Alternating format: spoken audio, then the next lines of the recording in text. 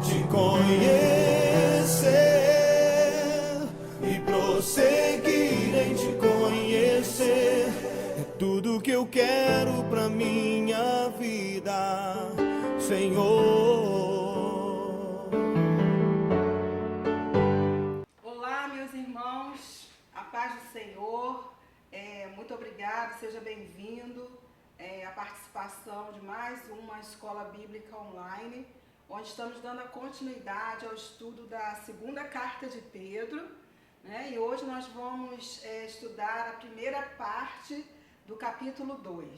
Né? A nossa escola bíblica online é uma escola bíblica dinâmica, né? Onde nós abordamos num breve, curto, né, tempo, assuntos assim com uma grande profundidade, mas por ela ser dinâmica, os irmãos podem rever os assuntos que são mencionados, que foram estudados em outros dias, né, dados por outros professores. Os irmãos podem acessar lá, que está disponível, né, no YouTube.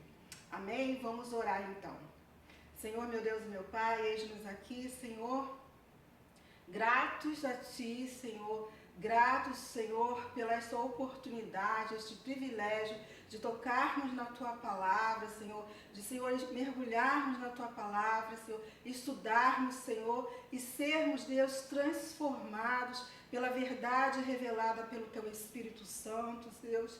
Muito obrigada, Deus. Ser conosco, Senhor, nesse estudo. Venha, Espírito Santo de Deus, tenha liberdade aqui para, Senhor, Tu ensinares, ó Pai, Tu edificarmos, ó Deus, Tu, Senhor, nos formar, Deus, servos obedientes, filhos, muito mais que filhos, Deus. Nós queremos, nesta hora, Deus, entregar a Ti, Senhor, essa aula. Em nome de Jesus, amém. Então, o irmão Márcio, né, deu início ao estudo dessa segunda carta de Pedro, né, dando lá o panorama histórico e também dando o primeiro capítulo, né. E nós vamos aqui entrar no segundo capítulo e vamos ler, né, do versículo 1, primeiramente, né, nós vamos ler do versículo 1 ao 3, que vai tratar das características e métodos dos falsos mestres. E em seguida, nós vamos ler os versículos do 4 ao 10, que vai tratar da condenação desses mesmos falsos mestres. Ok? Vamos lá, então, a leitura da palavra do nosso Senhor. E também houve entre o povo falsos profetas, como entre vós haverá também falsos doutores, ou mestres em outras versões, que introduzirão encobertamente heresias de perdição e negarão o Senhor, que os resgatou, trazendo sobre si mesmos repentina perdição. No versículo 2, e muitos seguirão as suas dissoluções, pelos quais será blasfemado o caminho da verdade.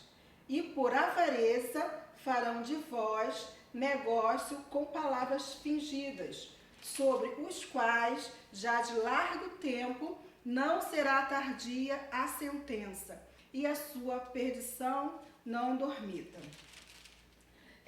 Então, irmãos, nós vimos no capítulo 1 dessa segunda carta de Pedro, né, a ênfase que foi dada à importância das Escrituras, como a palavra de Deus fiel, como a palavra de Deus fidedigna, a palavra que é a verdade, na qual nós devemos pautar a nossa vida cristã, né? E dando sequência, né, o apóstolo Pedro, ele vai orientar, né, a igreja, né, para a qual esta carta foi direcionada, né, vai orientar sobre a presença de falsos mestres infiltrados na igreja de Cristo, né? E Pedro, como pastor, né, ele apacenta as suas ovelhas.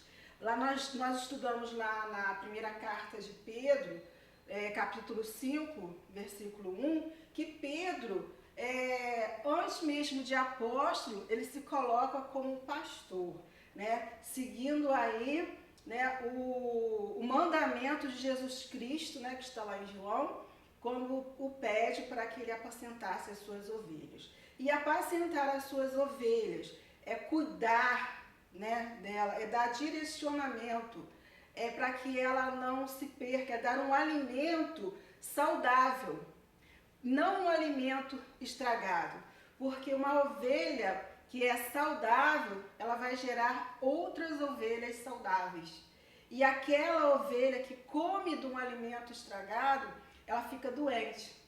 E ovelha doente gera ovelha doente.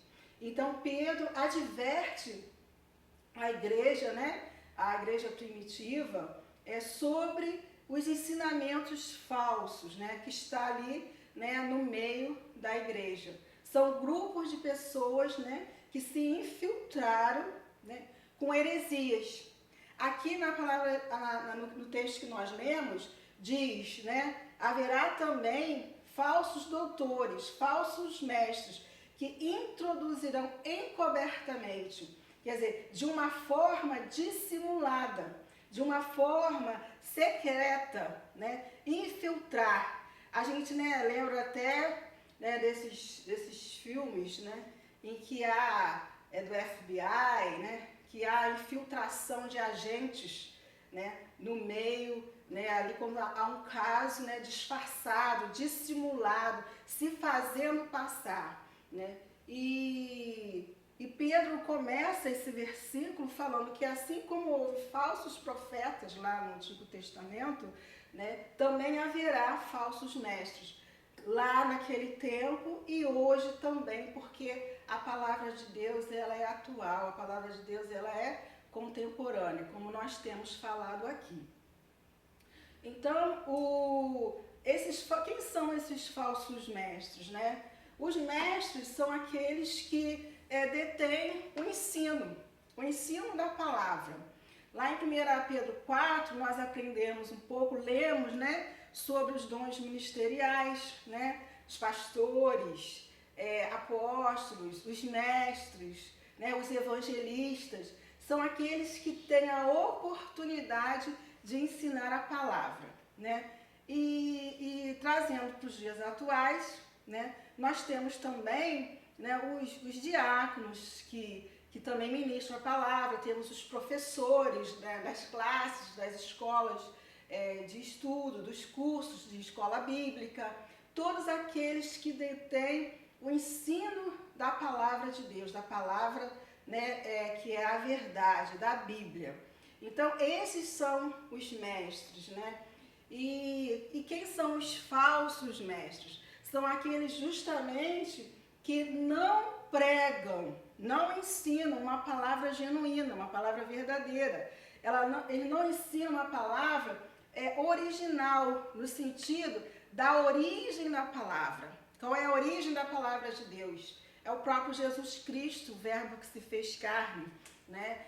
Lá no início, nós temos que Deus Pai, Deus Filho, Deus Espírito Santo, um único Deus, né? Pela palavra, Ele formou o mundo, Ele criou o mundo, Ele formou, né, o homem e assim também a mulher, né? Então, os mestres que deturpam a verdade original, né, eles têm, né, aqui a palavra, depois nós vamos estudar mais à frente, né, eles têm um fim, um julgamento, né, pela sua iniquidade, né. E aqui Pedro, né, ele já vai expressar, né, que Satanás sempre se esforçou para se infiltrar nos grupos de crentes, os enganos dos falsos mestres. Nós temos lá em João 8,44, o versículo que diz: vós tendes por pai ao diabo, e quereis satisfazer os desejos de vosso pai. Ele foi homicida desde o princípio, e não se firmou na verdade, porque não há verdade nele. Quando ele profere mentira, fala do que lhe é próprio, porque é mentiroso, o pai da mentira. Em 2 Coríntios 11, 3, 4, nós confirmamos que Satanás, ele é fraudador desde a época, né, de Adão e Eva. E o texto diz assim: mas temo que assim como a serpente enganou Eva com a sua astúcia, assim também sejam de alguma sorte corrompidos os vossos sentidos e se apartem da simplicidade que há em Cristo. Porque se alguém for pregar-vos outro Jesus que nós não temos pregado, ou se recebeis outro Espírito que não recebestes, ou outro Evangelho que não abraçastes, com razão o sofrerias, né? Então, essa preocupação de Pedro, do apóstolo Pedro, de estar despertando a igreja, né, para as doutrinas falsas, né, que a gente chama de heresias. O que ele diz aqui no versículo, que introduzirão encobertamente heresias de perdição. Né? E essa advertência que Pedro faz, né, a gente também vai encontrar ao longo da Bíblia, do Novo Testamento, várias advertências. O próprio Jesus faz essa advertência em Mateus 24:11, quando ele diz: e surgirão muitos falsos profetas, enganarão a muitos. O apóstolo Paulo, nas suas cartas, nós temos em 1 Timóteo 4:1, temos em 2 Tessalonicenses 2:7, que diz: porque já o mistério da injustiça opera, somente há um que agora retém, até que do meio seja tirado. Aí, né, se referindo ao falso mestre, ao falso profeta. E João, né, na sua carta, a primeira carta de João 2:18, já se refere também ao falso profeta, que é o anticristo. E em 1 João 4:1, nós também temos aí, né, já uma advertência para que nós, crentes em Cristo Jesus, não creiamos em todo e qualquer espírito.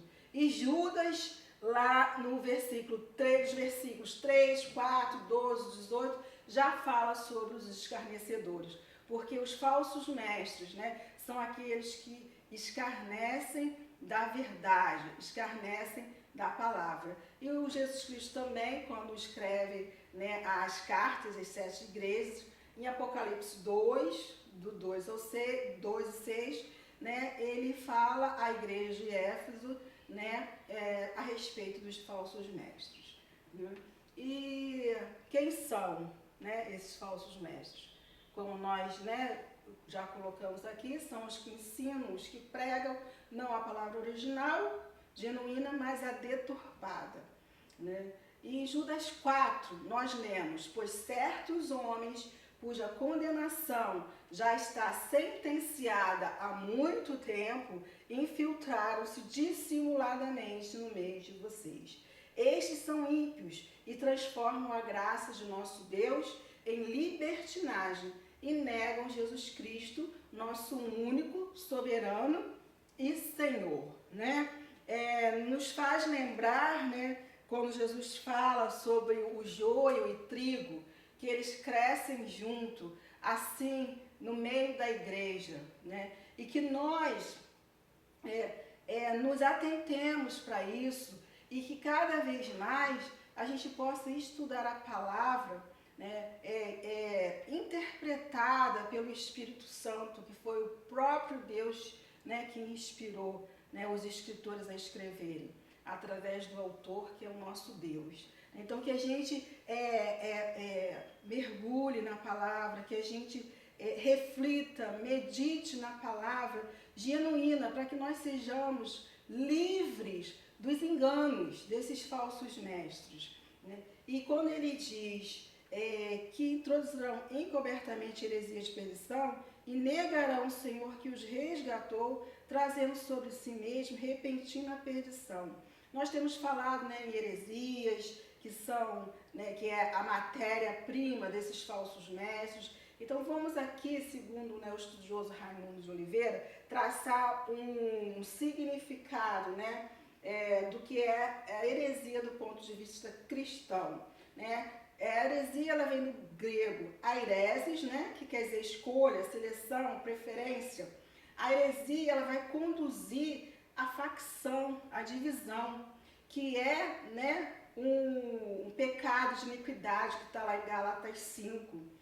E do ponto de vista cristão, heresia é o quê? É o ato de um indivíduo ou de um grupo afastar-se do ensino da palavra de Deus e adotar e divulgar suas próprias ideias ou as ideias de outro em matéria de religião, né? Em resumo, é o abandono da verdade, é a deturpação da verdade bíblica, né? É o pecado que os que rejeitam a Cristo cometem, né?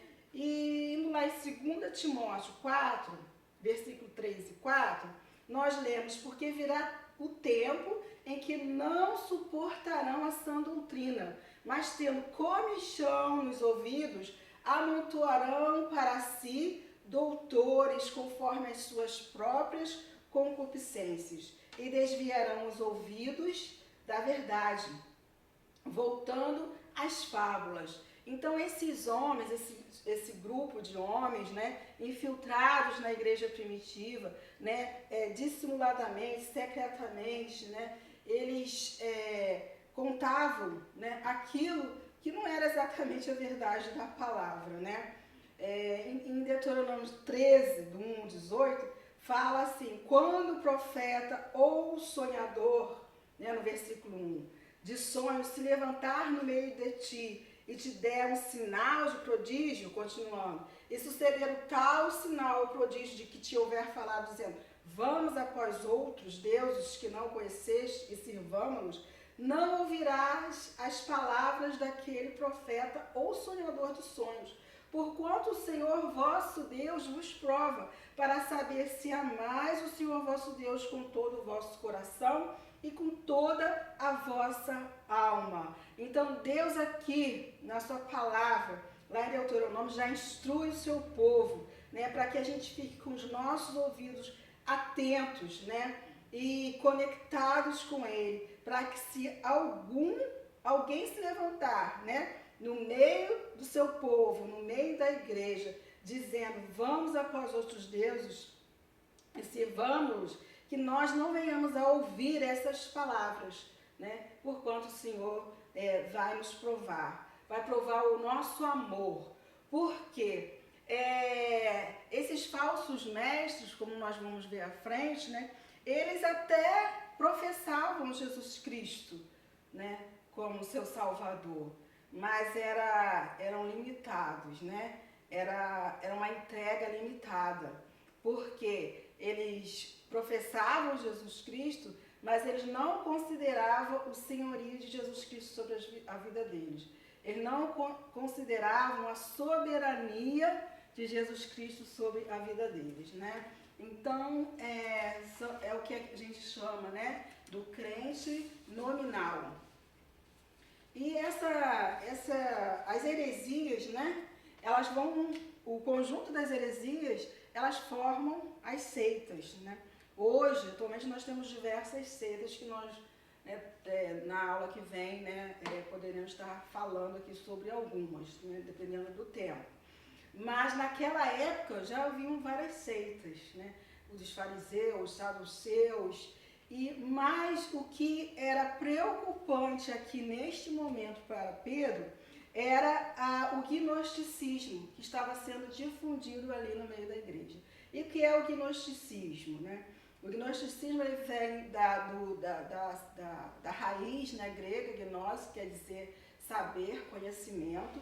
Então esses falsos mestres, eles se colocavam como detentor do conhecimento, da sabedoria, acima do conhecimento da palavra de Deus.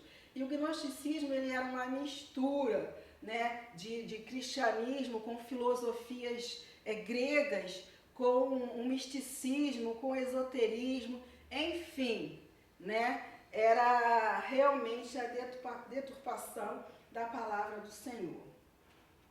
E como que nós reconhecemos uma seita, né? Nós vamos identificar uma seita, Heloísa, como que, né, eu posso avaliar? Nós reconhecemos e identificamos uma seita por aquilo que ela prega a respeito de alguns itens. nós identificamos uma seita a respeito do que ela prega sobre a Bíblia Sagrada, se é a verdade tal qual está ali, né? Segundo a fidedigna tradução, né?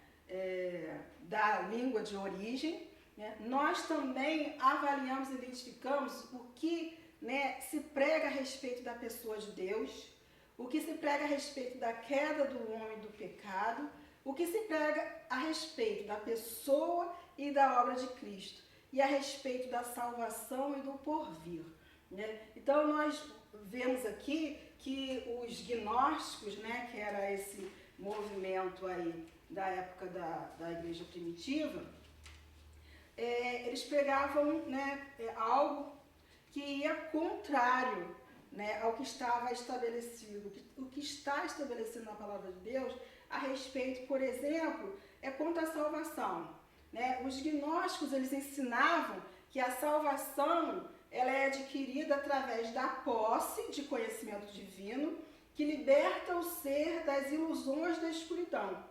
Então, apesar deles clamarem seguir a Jesus Cristo e seus ensinamentos originais, eles contradizem isso frequentemente, né? Porque Jesus não falou nada sobre a salvação através de conhecimento, né? Mas sim através da fé nele como Salvador do pecado. É o que está lá escrito em Efésios 2, do 8 a 9. Porque pela graça sois salvos por meio da fé, e isto não vem de vós, é dom de Deus, não vem das obras, para que ninguém se glorie. Além disso, a salvação que Cristo oferece é de graça e disponível a qualquer um. Está lá em João 3,16. Porque Deus amou o mundo de tal maneira que deu o seu Filho unigênito para que todos aqueles que creem nele não pereçam, mas tenham vida eterna, né? E não apenas uma elite pode adquirir essa revelação especial, porque os falsos mestres gnósticos, né, eles se colocavam como detentores do conhecimento, como uma classe elitista, e que era eles que determinavam, né, ali o certo, o errado, o que seguir ou não seguir, né? E a respeito da Bíblia, como nós vimos aqui, né, o que eles pregavam a respeito da Bíblia. Na verdade, nós sabemos e estudamos no capítulo anterior que a Bíblia ela é inspirada em inerrantes palavras de Deus, vivente, única regra infalível de fé e prática de vida, né? E os gnósticos, por sua vez, usavam de variedade de documentos hereges e primitivos, conhecidos como os evangelhos gnósticos, né? Uma coleção de fatos que clamava a autoria de ser os livros perdidos da Bíblia, né? Graças a Deus eles não foram, né, inseridos no cânon bíblico, por falta realmente de veracidade, né? E quanto à pessoa de Jesus Cristo, né, o que esses gnósticos pregavam? Que Pedro estava tão preocupado. Eles acreditavam que o corpo físico de Jesus Cristo não era real, né? Aparentava ser físico e que seu espírito descera sobre ele no seu batismo e o abandonara bem antes da sua crucificação. Então, essas concepções, elas destroem totalmente a humanidade de Jesus. E nós sabemos que Jesus se despiu da sua glória e veio em forma de homem. Mas, mesmo sendo 100% homem, Jesus também era 100% Deus. E os gnósticos, né, estavam infiltrando esse ensinamento no meio da igreja, né? E Jesus realmente, essa concepção bíblica de Jesus afirma tanto a sua humanidade completa quanto a sua divindade completa. E não era isso que os gnósticos criam e difundiam, né? Os gnósticos eles estão totalmente ligados a esse movimento de nova era, e é baseado nessa abordagem mística, intuitiva, subjetiva, interior, emocional da verdade, né? Então nós temos aí rapidamente um quadro do que esse movimento gnóstico que estava se infiltrando na igreja primitiva e deturpando a verdade. Esses gnósticos também, eles eram antinomianistas, né? ele seguiu o antinomianismo, ou tem pessoas que falam antinomianismo, né? Eu prefiro falar antinomianismo, é mais fácil, né? E o que é o antinomianismo? Anti, né, quer dizer contrário, eles também eram contrários às leis, né? Eles não eram submissos às leis que governavam, né, a sociedade, eles não eram submissos ao governo e senhorio de Jesus Cristo, como nós falamos, né? Então eles negavam a soberania, né, de Jesus Cristo, porque soberano no grego quer dizer autoridade suprema, humana, divina. E a gente lê ainda aqui no versículo 1 que quando eles introduzirão encobertamente heresias de perdição, negarão o Senhor que os resgatou. Então, em ouvindo, né, esses ensinamentos falsos, né, isso leva o quê? A negar o Senhor. Não só negar ao Senhor, mas o resgate que Jesus propiciou na cruz, né? E traz sobre aqueles que seguem esses falsos ensinamentos, não só aqueles que ensinam, ministram esses falsos ensinamentos, mas aqueles que o seguem, traz sobre eles repentina, né, destruição. E o que falar sobre esses homens que são contrários à lei? Né? Porque eles criam que uma vez a sua alma, né, sendo salva, o Espírito Santo habitando na sua alma, o seu corpo não tinha, vamos dizer assim, não tinha função nenhuma. Eles poderiam fazer o que quisesse com o seu corpo, com a matéria, com a carne, né? E que eles não perderiam a sua salvação.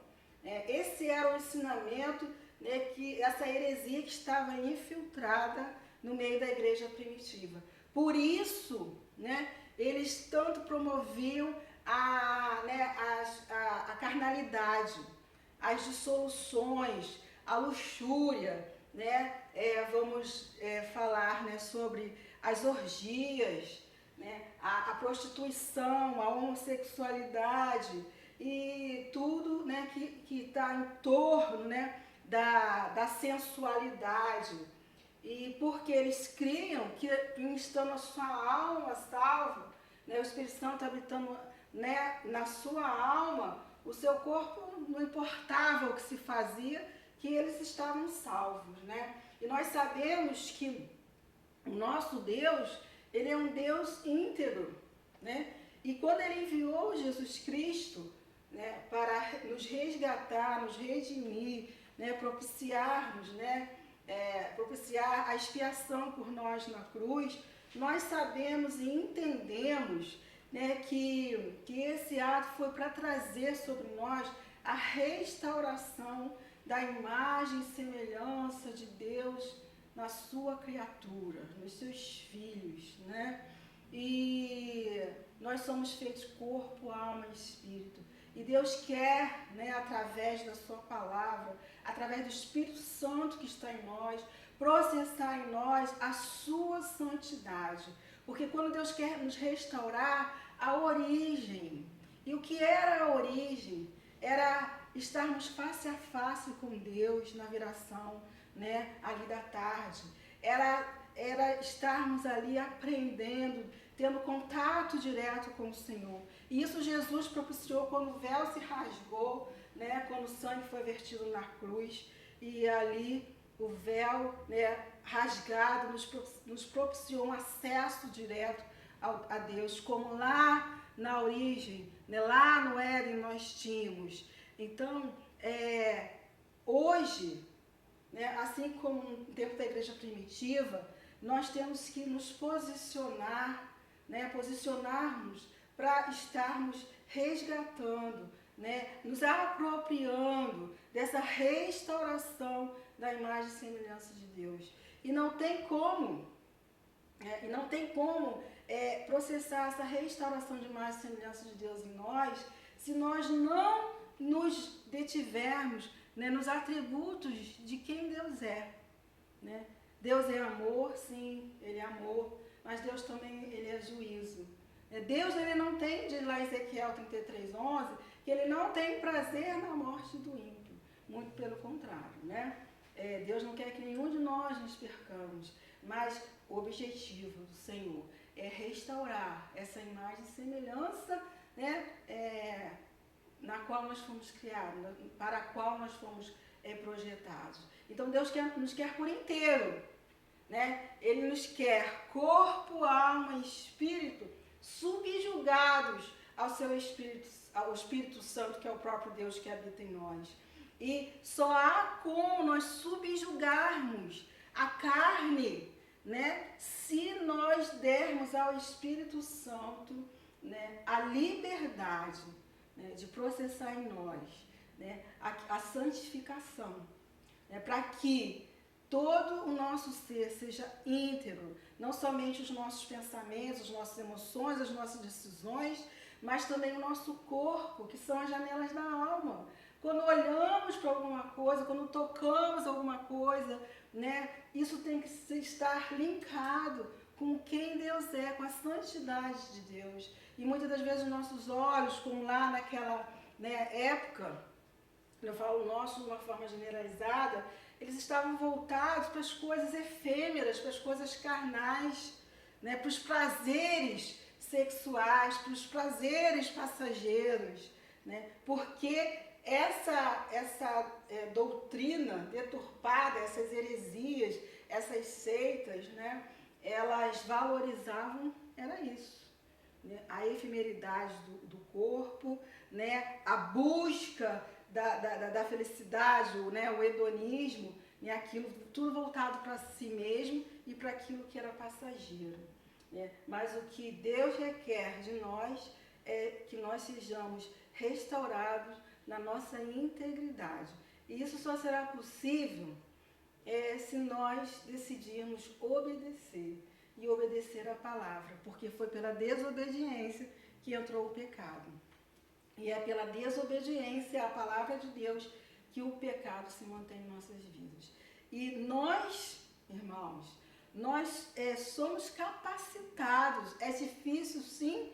É difícil, né? Mas nós somos capacitados, porque o diferencial que há em nós, que cremos em Jesus Cristo, né, é o Espírito Santo que está em nós, que é o nosso ajudador, que é o nosso paracleto, que é o nosso amigo, né? E porque nós temos Ele, e porque nós podemos ir até Ele, podemos ir até o Senhor e falar: Senhor, eu não consigo. Senhor, eu não consigo deixar de assistir esses filmes, né, pornográficos. Senhor, eu não consigo, né, deixar de olhar para uma mulher e adulterar em pensamento.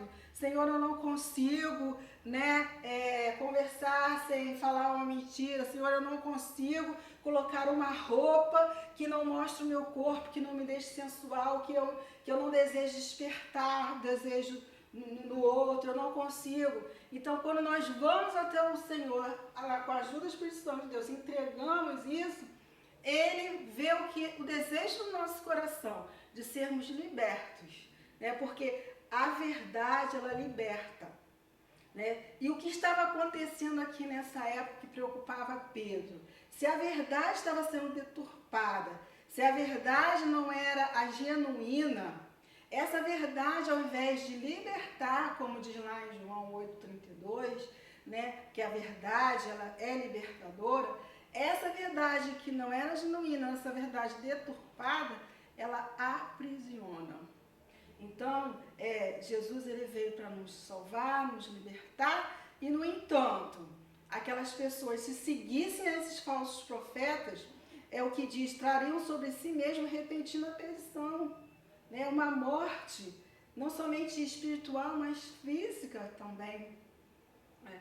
Então, é isso que Pedro estava preocupado, e é isso que os pastores hoje, aqueles que ensinam a palavra, essa a preocupação, porque não basta apenas nós estarmos aqui estudando a palavra, né, como letra, mas tem que ser uma palavra que nos traga a vida e nos traga transformação, uma aplicação na nossa vida, para que a gente realmente tenha uma vida com o caráter de Cristo, certo? E Cristo, ele veio revelar o Pai.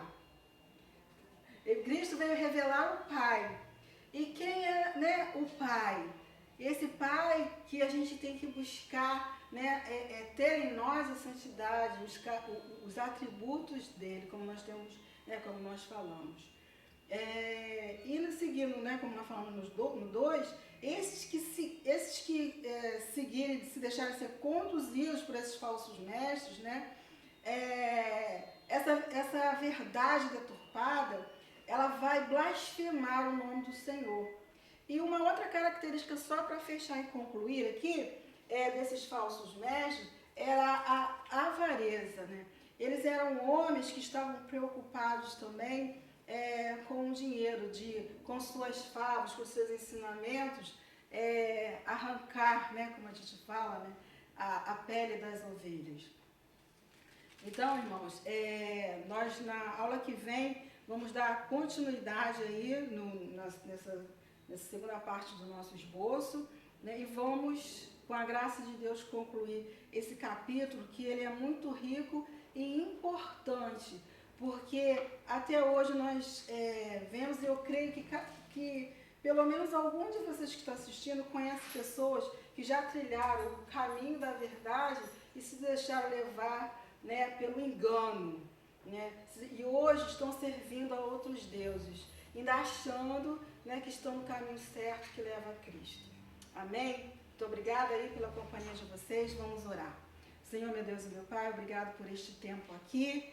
Senhor, muito obrigado, porque eu creio que o Teu Espírito Santo é aquele, Senhor, que nos edifica, é aquele, Senhor, que nos sacode, Deus, para que as coisas, Senhor, fiquem nos seus lugares certos, para que a nossa mente venha a ser mente de Cristo, para que o nosso coração venha estar alinhado com o Teu, ó Deus, para que se cumpra em nós o propósito, Senhor, do Teu sangue vertido na cruz, Pai.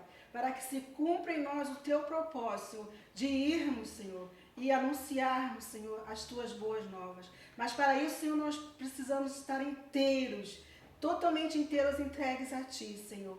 E nós queremos, Senhor, ser curados e pedir que Teu Espírito Santo, através deste ensino, desta palavra, Senhor, venha, Senhor, nos curar na área, Senhor, que precisamos ser transformados pelo poder do nome de Jesus. Amém, amém e amém.